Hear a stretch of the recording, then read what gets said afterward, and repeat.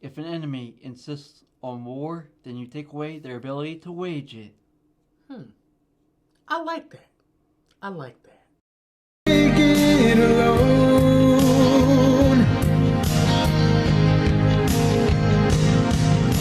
I am the man who will fight for your honor. I'll be the hero you've been dreaming of. We'll live forever. Welcome back to the Real Screen Team. I'm Andrew Thomas. I'm here with my partner in crime, Christopher Johnson. Hello, everyone. And we're back doing another Designated Guiders in our conclusion of Cobra Kai Season 3. Now, Chris, want to talk about the history of Season 3? Oh, yes. This one was a long time coming. It all started when essentially the making of Season 3 was concluding, and YouTube, YouTube Red, YouTube Premium, they were the original owners of Cobra Kai, the original distributors, and they had no intention on letting the show continue with past a third season.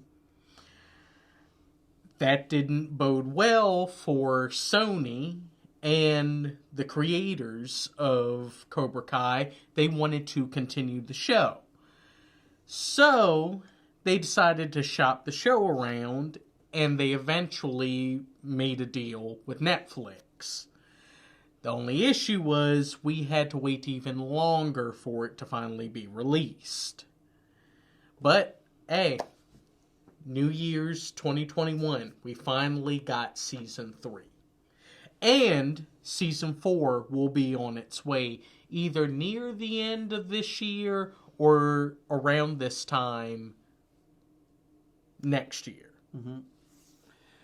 Well, before we go into the synopsis, the overview of Season 3, we insist that everyone go stop here. If you haven't seen Season 3, just stop or go watch it for ourselves, because there's a spoiler, big spoilers in here. Yeah.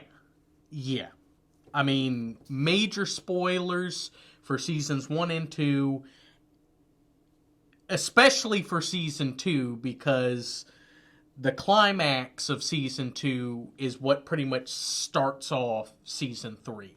I highly suggest you go and watch Seasons 1 and 2 of Cobra Kai on Netflix, then come back.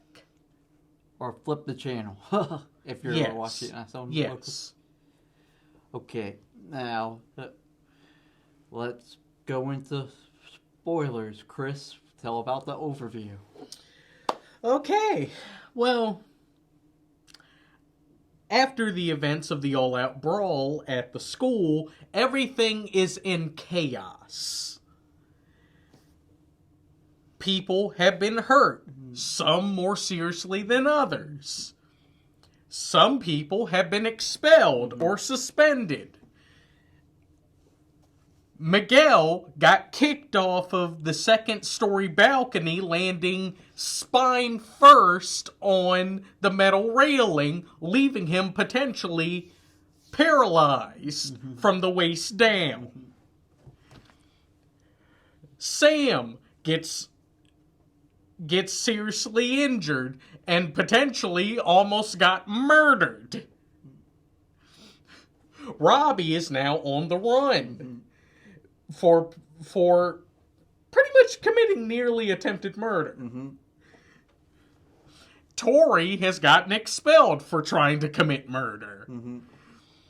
And the binary brothers of Dimitri and Eli have been shattered. Yes. Speaking of characters, we also have some returning characters from both Season 1 of Cobra Kai and the movies of Karate Kid. So, should we do with the characters of Cobra Kai first before we spoil the Karate Kid returns? Yes. All right, starting with Yaz of all people. She's back. Yeah, Yasmin, after suffering that front wedgie halfway through season 1, she's now back. And she's actually, in some ways, started to turn a new leaf. Yeah. She's still her, how would you say? Mean girl self. Yeah. But she actually does start to develop a relationship with someone that we did not even think would even happen. Yeah, a character that we didn't think we would like until this season. Yeah. And we'll get into that a bit later. Yep, and then we also get Kyler. Oh. He becomes a new Cobra Kai under Kreese's regime. Yeah, because, unfortunately, Johnny has completely lost his control of Cobra Kai. Kreese essentially did a hostile takeover. After the events of that brawl, all the students lost faith in him. Mm-hmm. And in many ways, he kind of lost faith in himself. Mm-hmm. And then, should we talk about the returning Karate Kid characters? Starting with Kumiko. Ah, yes. Yeah. This is actually a very Karate Kid Part 2 heavy season. If you haven't seen our review, we recommend watching it on YouTube. If you haven't seen our review of Karate Kid 2. And the whole reason why we end up seeing some characters from Part 2 is because, due to the brawl,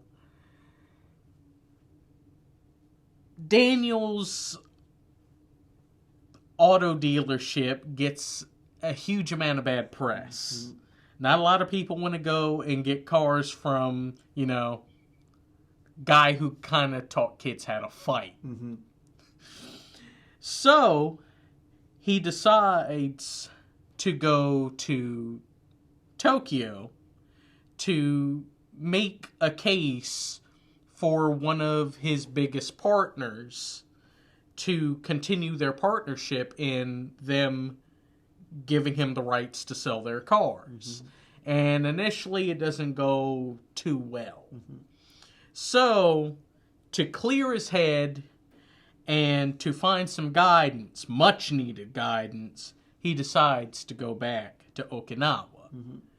And, of course, he runs into Kumiko, who definitely helps him with gaining guidance and to find what he was missing ever since Mr. Miyagi passed away. And he gets the guidance from the one unexpected person. Chosen. Ah, yes. The man who tried to murder Daniel and Kumiko has returned. Mm-hmm. And, surprisingly, maybe he's turned a new leaf. Mm-hmm. Yep. Speaking of the cold open, these are his lines. Yeah. We actually learn quite a bit of what happened to Chosen after the events of Part 2. Mm-hmm. Where dude was pretty much broken after he lost. But his uncle Sato actually worked on helping him redeem himself. Mm-hmm. And that actually helped Chosen for the better. Mm-hmm. So he could finally stop that bravado, stop that, you destroy my honor, I must kill you. Mm-hmm. He's actually finally taken the rules of Miyagi-Do, the karate that his uncle learned, to heart. Mm-hmm. And then we get an unexpected new return. Oh, yes. Oh, yes. Welcome back, Elizabeth Shue. Mm-hmm. Allie Mills has returned. Mm-hmm. The thing we all wanted. Mm-hmm. She finally returned. Mm-hmm. And it's a very important thing because finally Johnny and Daniel can have closure. Yeah. They- Speaking of closure, what do you have to say for yourself?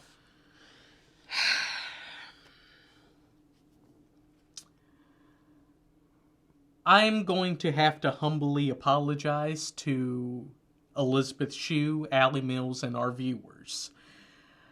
Back during our Karate Kid Part 2 review, I said some very disparaging remarks about Allie Mills based on what we were told about how her and Daniel LaRusso's relationship ended. But the way Daniel and Allie's relationship ends is utterly messed up. One, she wrecks Daniel's car, that sweet yellow convertible, at the senior prom. And then, after the dance is over, she breaks up with Daniel to go date this star college football player at UCLA. What? Daniel went through a whole movie fighting for this girl, getting beat up on a semi-regular basis by her ex-boyfriend and his gang of karate motorcyclists. And she's just like, I'm done with you. And now, with this new season of Cobra Kai, we understand the full story. That Allie did not betray Daniel. She didn't have any intention on dating that new guy. He was just a friend. She didn't recklessly mess up Daniel's convertible. The thing needed repairs, and it just so happened that the brakes went out while they were driving.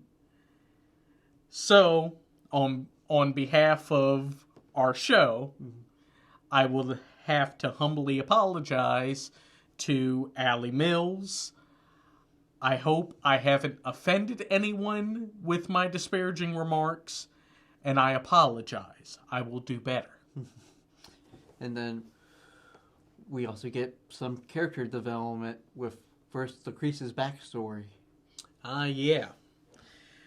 Something that I touched upon in our early our reviews for seasons 1 and 2. How they give a great deal of depth to the characters and show that there's really no sense on heroes and villains. There is shades of gray. Unfortunately, Kreese is a very dark shade of gray. But we find out that he wasn't necessarily a villain from the get-go. It was just the things that he learned and things that he lived through that kind of turned him into the individual that he is. Yep. I mean, getting bullied by popular individuals all because of the fact that he suffered the tragedy of his mother committing suicide. And then to try to better himself, he goes and joins the military. And of course, it has to be during Vietnam. And through the teachings of his captain, he kind of starts to develop the ideas and mantras and creeds of what Cobra Kai would become. And at one point, Kreese has a decision to make on whether to let his captain live or let him die. And unfortunately, Kreese chose the wrong choice. Yep. And it was the point of no return. And then another character gets development, Dimitri. Ah, yes. A character I actually found like this time. Yeah, he finally developed the spine that he needed. Yep. And not only does he have a spine, it's a strong spine. And he also gets the girl that we mentioned earlier. Yeah. Somehow, some way, Dimitri and Yaz start a relationship. I mean, It's a combination of Dimitri now finding new confidence in himself. He's no longer that neurotic, annoying individual that you just want to see get punched. He actually has a bit of swagger to his step. You know, he doesn't care what people think about him. He is him, his authentic self, and you kind of enjoy him that way. And on top of that, Yaz understands some of the things Dimitri has gone through. You know, getting bullied and picked on and having people laugh at you. She decides to turn over a new leaf and actually stick up for it. And that leads to them making out in the corner of the hallway. And then another character who has really a big development is Hawk this year. Oh, yes. Another reason why, in my opinion, Eli Hawk Moskowitz is one of my favorite characters of this whole show. I mean, season 1, we see him go from that meek, you know, quiet individual into a boisterous, very charismatic, maybe a bit too intense individual. Then season 2, we see that he can be manipulated into something much darker than what he intended. And now season 3, we finally see the conflict within him on where he is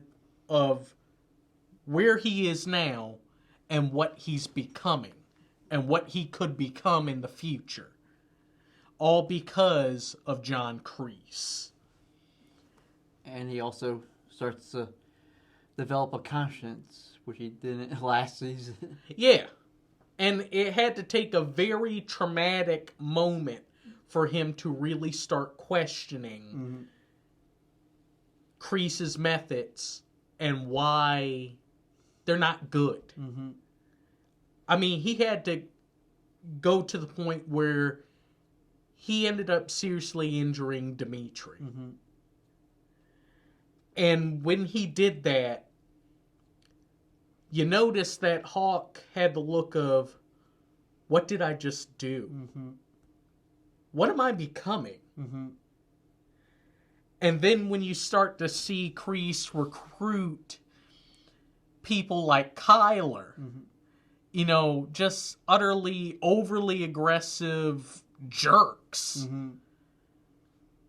that finally pushes Hawk to the edge in realizing, no, I can't do this anymore. I can't. I'm not going to become what they are.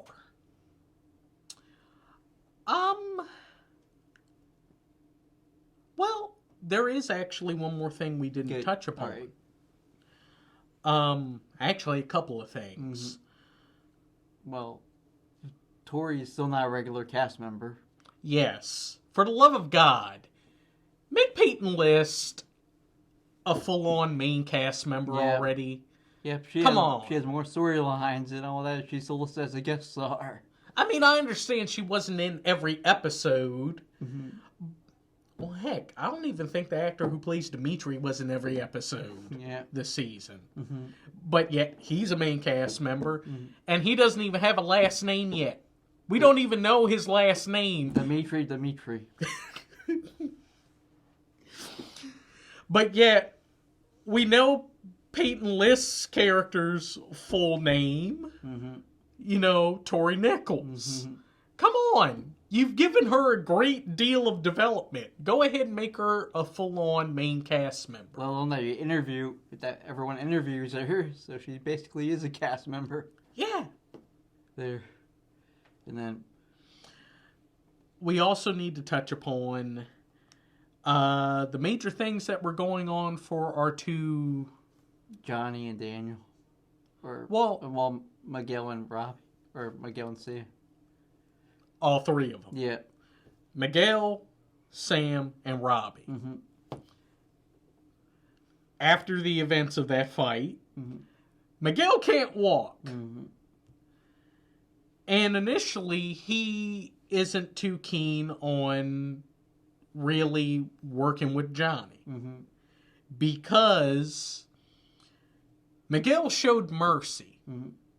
Something that Johnny told him maybe you need to do. Mm-hmm. Because he remembers what happened the last time he showed no mercy. Mm-hmm. He got a kick to the face from Daniel, Mm-hmm. and it destroyed him. Mm-hmm. Well, Miguel showed mercy at the wrong time. It costed him dearly. Mm-hmm. But Johnny doesn't give up on Miguel Mm-hmm. and actually helps him on his road to recovery. Mm-hmm. And then Sam has a much more traumatic experience. Yeah. Just like her dear old dad, she's suffering from a great deal of PTSD Mm-hmm. from that fight. Mm-hmm. And Daniel helps guide her to not let fear take her over. Mm-hmm. He went through the same thing in part 3 when he was getting beat down by Mike Barnes. Mm-hmm. And he had to learn to let the fear go. Yeah. And then Robbie, he becomes the Anakin Skywalker of this whole story. Mm-hmm. We were rooting for him, weren't we? Yeah. Weren't we all? Mm-hmm. But he ends up getting sent to juvie, gets into some fights. He actually gains the respect of the guy that really had it out for him, Mm-hmm. Sean. Mm-hmm. But despite Johnny and Daniel's efforts, they weren't able to save Robbie from what we all thought would end up happening. Mm-hmm. John Kreese ends up taking him under his wing, Mm-hmm. and he joins Cobra Kai. Yeah. The manipulation has come full circle. Mm-hmm. And then, should we give out our scores for that? Yeah. Should start with you. Just like with season 1, I gotta give the season a 10 out of 10. Mm-hmm. It was the perfect culmination of everything that we've seen in seasons 1 and 2. And it perfectly sets the groundwork on what we could potentially see in season 3. Mm-hmm. We got enough development for our major leads from Karate Kid. Mm-hmm. We saw a great deal of growth Mm-hmm.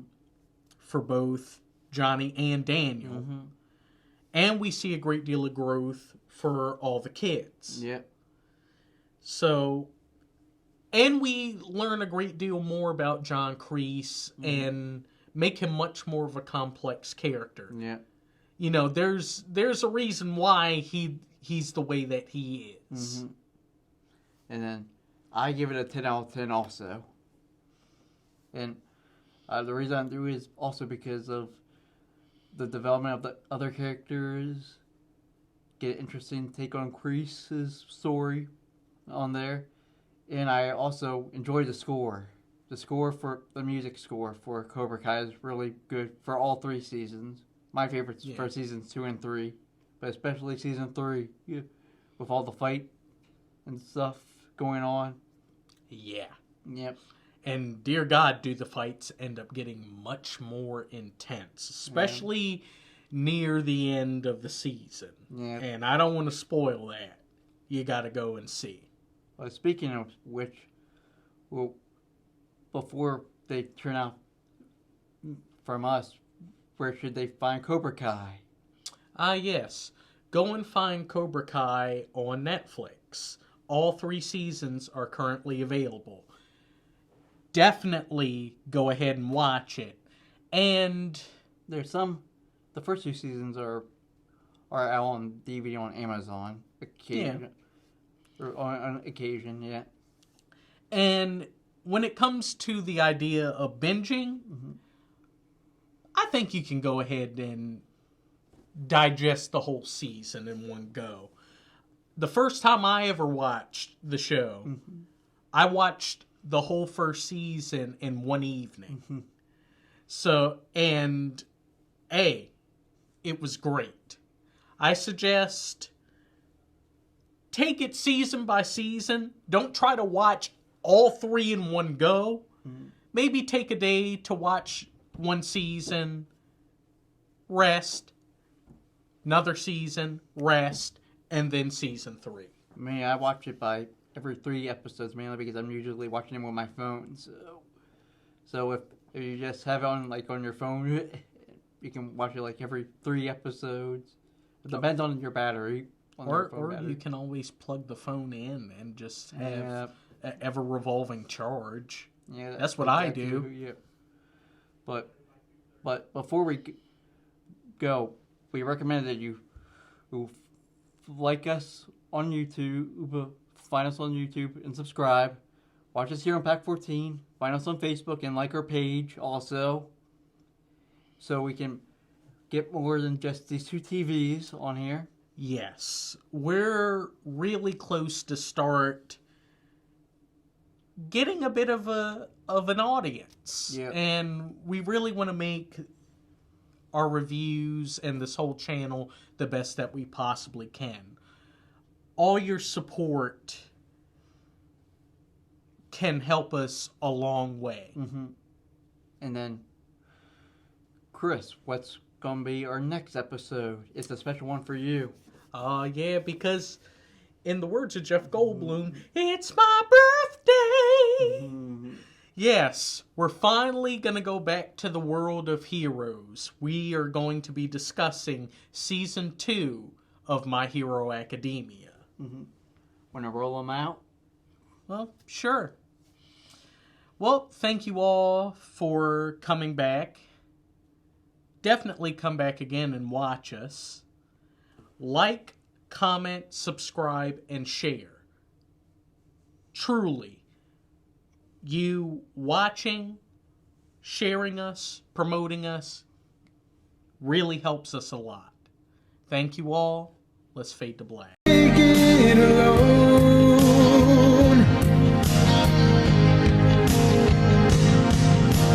I am the man who will fight for your honor.